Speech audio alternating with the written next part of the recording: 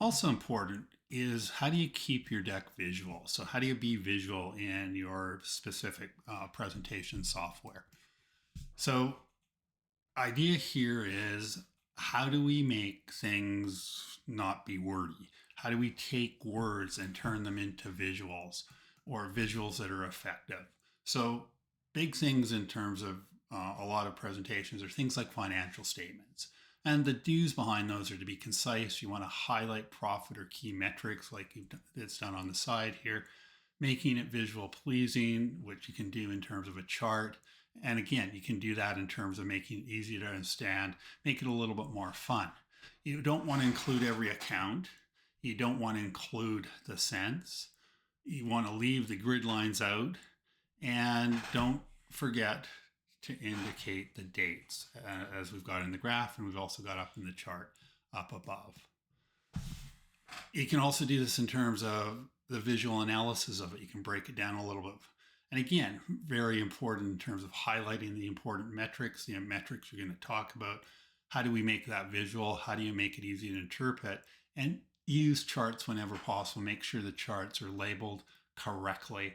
And you're looking at, in this instance here, it's got a breakdown of the various different years and ROIs, the cost of it, highlighting some of the key ROIs, what does the revenue growth look like as they go through, etc. Again, leaving out grid lines, you don't want to make it boring. You don't want to inundate the audience with numbers, and you don't want to make it complex. And then you can also present it as a visual in terms of your financial data. So one of my favorites here is the debt to income ratio that's done as the breakdown of what does it look like in terms of a loonie. You could do it as a calculation or just a percentage, right? You don't want to define your ratio. What is the metric that you're using? Again, try to make it visual as we've got here. Explain the inputs and create the context for where that's going to lead you.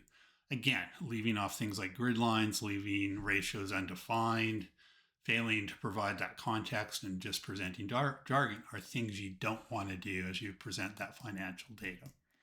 Right? And then the other one that I want to give a big example of is in terms of implementation. Often Gantt charts work really well here. You want to make sure the purpose is clear. You want to ensure the timeline is obvious. So we got a 3-month timeline. We've broken down each of the weeks within the month. We've indicated some critical paths along the way. And in this case, it's done in terms of the color, in terms of who's doing each piece of it, right? You don't want to leave grid lines again.